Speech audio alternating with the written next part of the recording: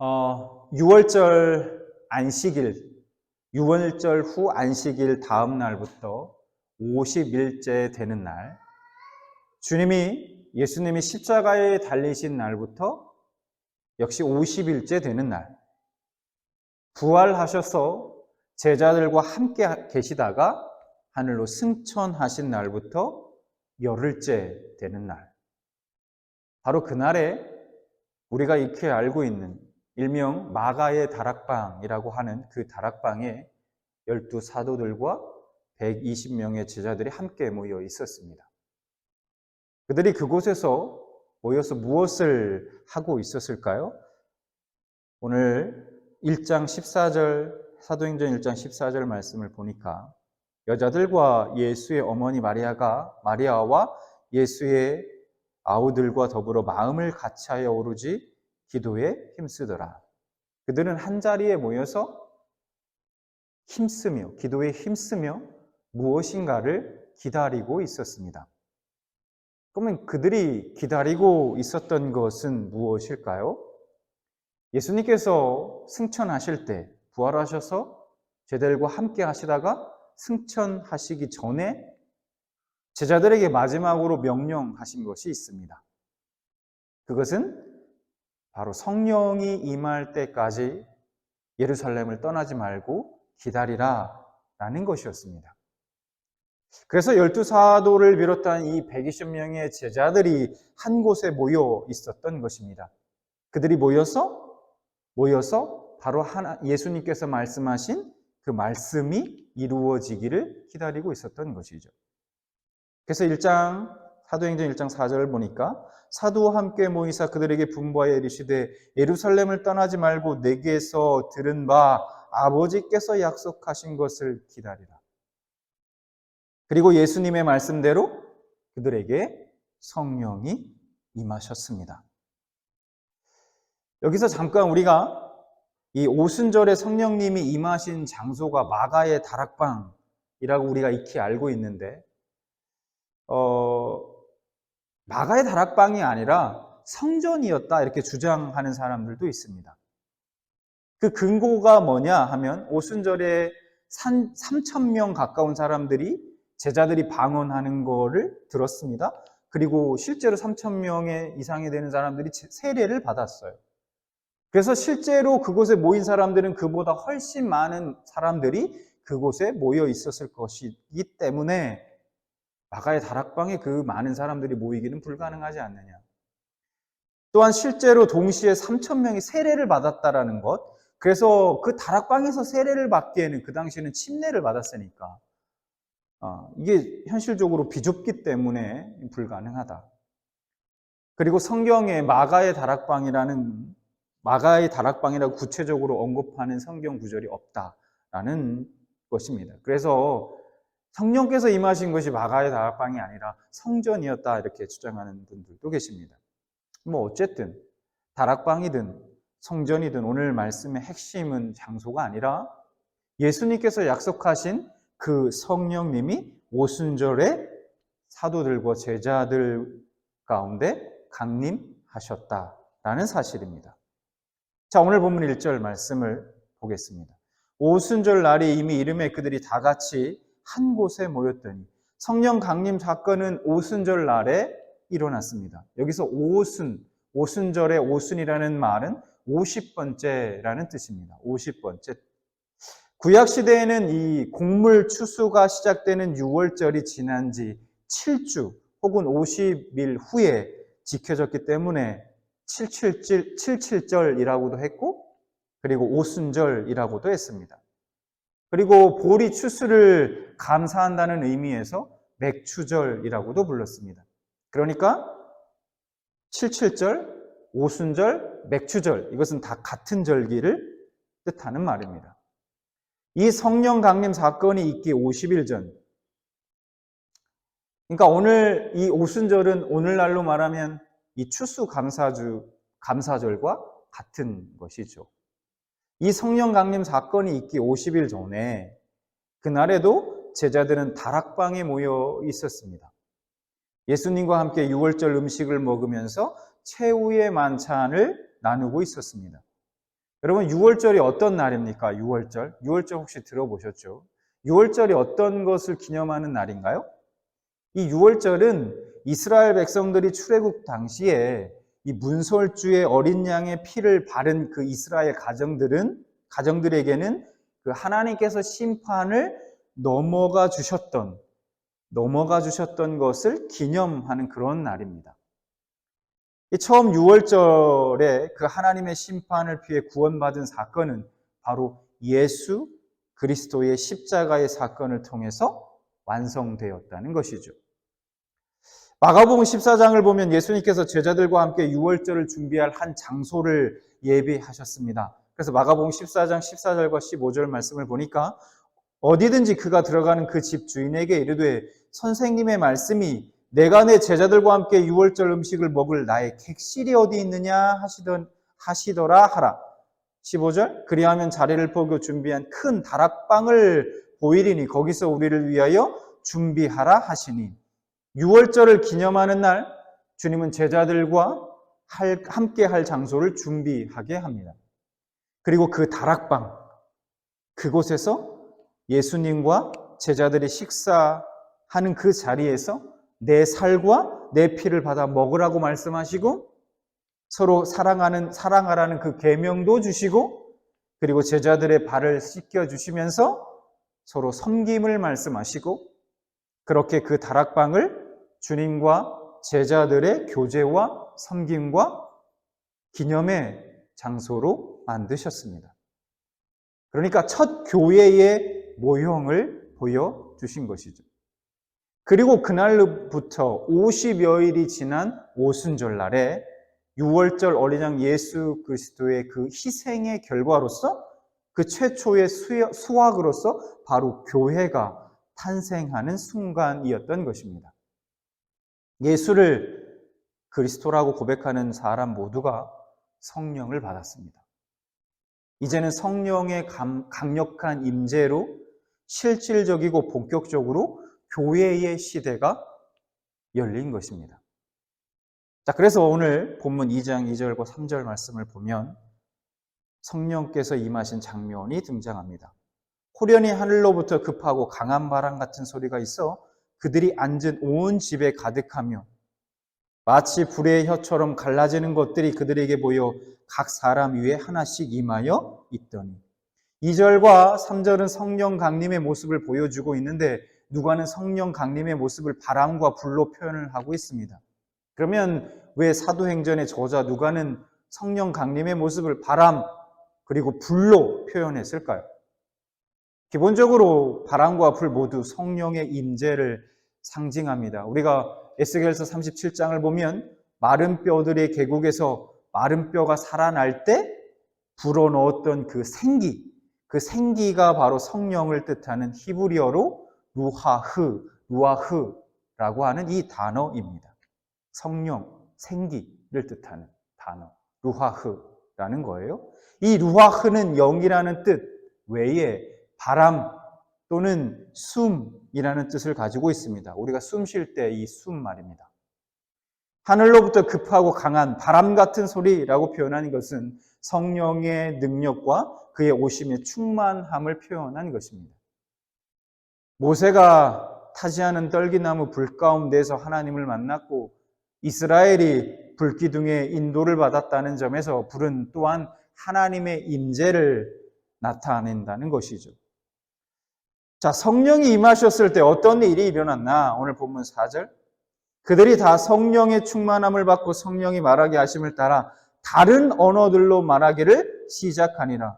성령의 충만함을 받고라는 말과 여러분 우리가 성령에 강림하셨다. 성령 강림은 여러분 이게 다른 말입니다. 구별되어야 해요. 성령 충만과 성령 강림 또는 성령 세례와 우리가 이 혼동해서 사용하는 경우가 종종 있다는 거예요. 이 성령 강림은 단회적 사건입니다. 즉, 한 번 일어났던 사건이라는 거예요. 다시 일어나지 않는 사건이라는 겁니다. 성령 강림의 사건은. 그 성령의 역사를 따라서 성령의 충만함을 입는 것은 별개의 문제라는 거예요. 또한 성령 충만함은 성령 세례와도 다른 말입니다. 성령 세례는 우리가 구원의 그 순간에 모든 믿는 자들에게 한 번씩 일어나지만 이 성령 충만은 구원의 때뿐만 아니라 구원받은 후에도 계속해서 일어나는 날 수 있는 그런 사건이다라는 겁니다. 그래서 이 성령 충만은 반복해서 우리가 받아야 합니다. 지금도 성령 충만은 계속되어져야 한다는 것이죠. 그래서 바울은 에베소 교회의 성도들에게 술 취하지 말고 성령 충만을 받으라, 계속해서 받으라, 그렇게 권면하고 있습니다. 에베소서 5장 18절에 술 취하지 말라, 이는 방탕한 것이니 오직 성령으로 충만함을 받으라 말씀하고 있죠. 그러면 성령 충만을 받는다는 것은 어떤 의미일까요? 왜 우리는 성령 충만을 사모하고 또 받아야 할까요? 성령 충만이라는 것은 이런 겁니다. 그리스도의 마음이 우리 마음에 침투해서 우리 마음 전체에 성령의 지배가 완전히 스며들어서 우리 마음과 우리의 정신과 우리의 육체가 모두 성령으로 충만해지는 것을 말합니다. 그렇게 될 때 비로소 온전히 성령님에 의해 지배되고 인도함을 받게 되는 것이죠. 그래야 성령 충만해야 승천하기 전에 주님이 말씀하셨던 예루살렘과 온 유대와 사마리아와 땅끝까지 이르러 내 증인이 되리라 라는 명령, 이 사명을 감당할 수 있습니다. 성령 충만해야 성령님이 능력을 힘입어 예수님께서 최후의 만찬 자리에서 말씀하시고 실천으로 보여주셨던 그 사랑과 섬김을 교회 공동체 안에서 또 세상 가운데 우리가 실천할 수 있게 되는 것입니다. 그런데 우리가 지금 이런 삶을 살아가고 있지 못하다면, 만약에 이런 삶을 살아가지 못하고 있다면 그 이유가 무엇일까요? 성령님에 대한 무지, 성령님을 우리는 좀 잘 모른다는 거예요. 그리고 우리는 우리 자신의 영적으로 얼마나 빈곤한 상태인지 잘 인식하지 못하는 경우가 많습니다. 내 영적 상태가 지금 어떠한지 잘 모르는 경우가 많다. 많은 교인들이 성령 충만을 받지 못하는 것에 대해서 딱히 어떤 문제의식을 갖지 않습니다.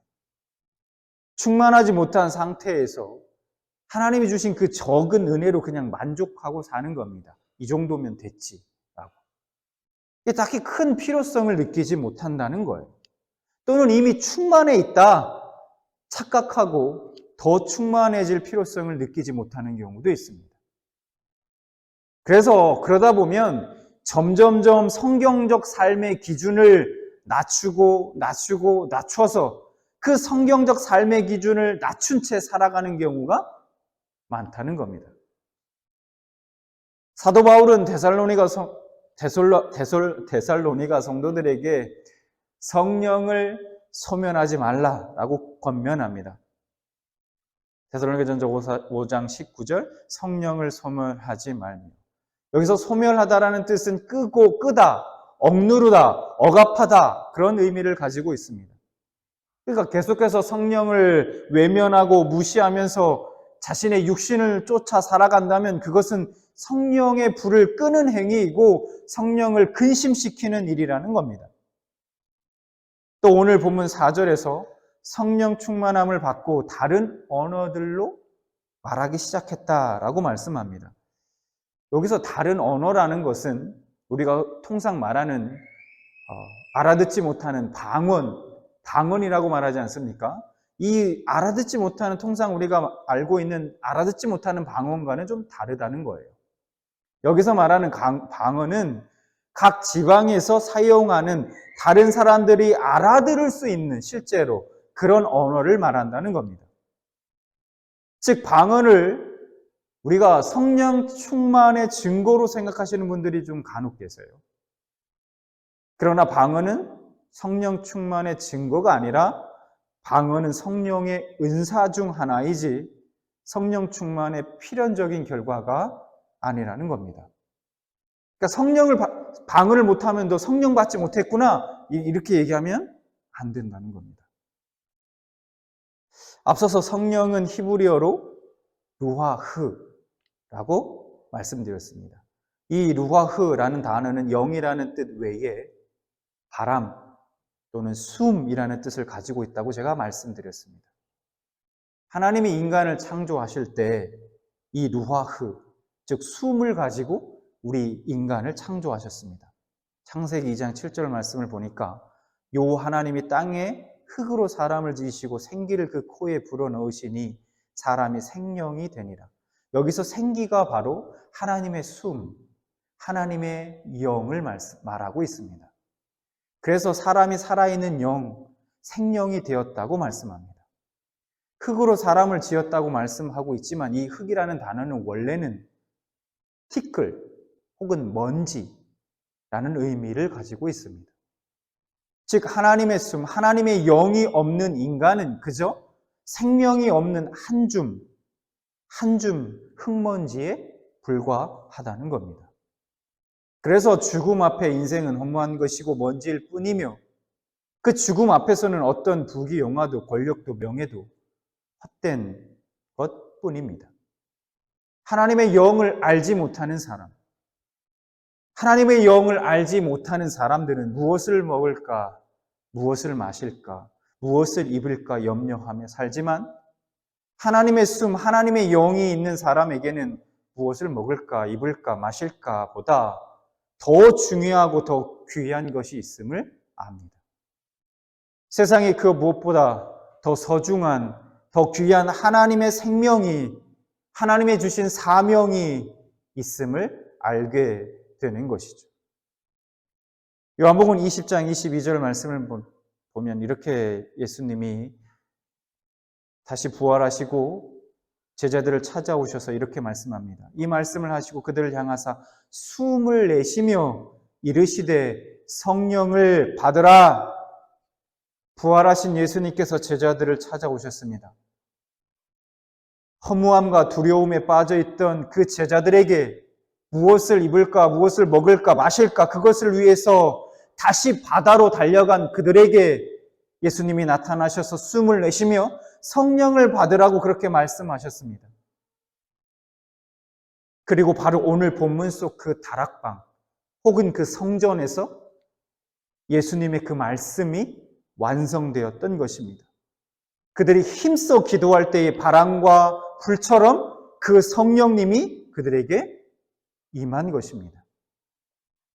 세상의 풍파, 남의 시선, 그리고 자신의 목숨을 위해서 많은 사람들이 예수님을 그렇게 다 떠나버릴 때 그 무리들 사이에서 나와서 끝까지 하나님의 예수님의 약속을 믿고 예루살렘에 남아 하나님의 그 약속을 기다리며 힘써 기도했던 자들에게 하나님은 성령을 부어 주셨습니다.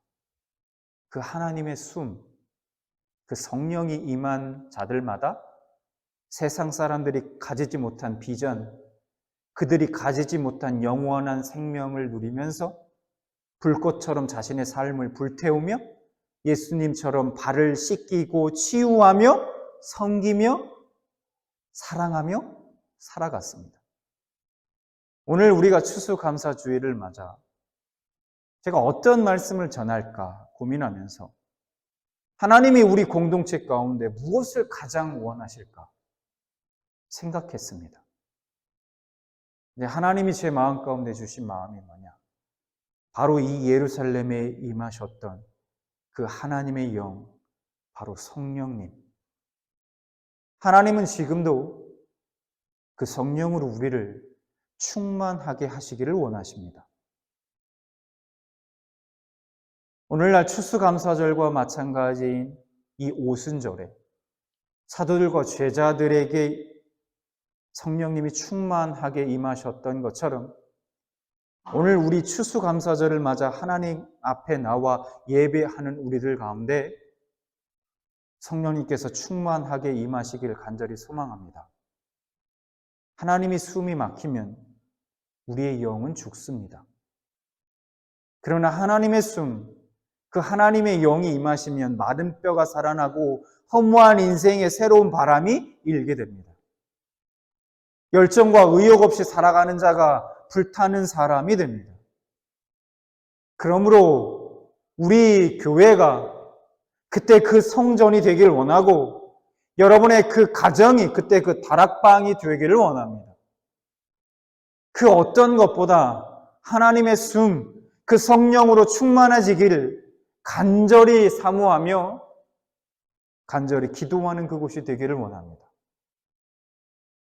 성령으로 충만하여 담대하게 복음을 증거함으로 새 생명의 탄생의 역사가 일어나는 현장이 되기를 원하고 사랑과 섬김과 치유의 그 현장이 바로 우리의 교회 공동체가 되기를 소망합니다.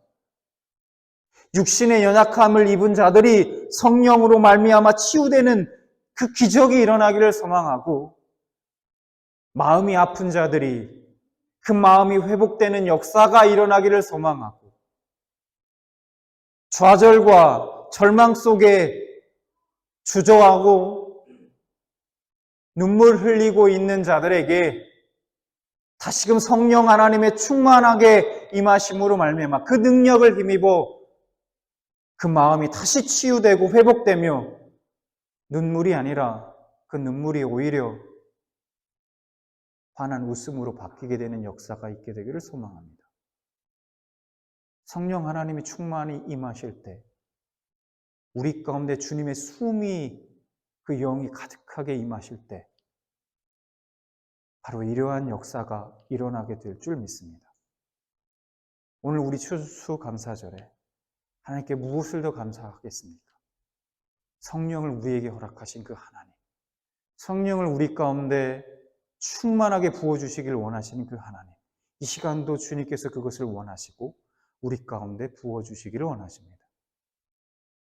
오순절 그 다락방에서 간절히 기도했던 그 제자들과 사도들처럼 우리가 이 시간에 그 성령께서 우리 가운데, 우리 가정 가운데, 나의 심령 가운데 충만하게 임하여 주시기를 우리가 간절히 사모하는 여러분들 되시길 주님의 이름으로 축원합니다.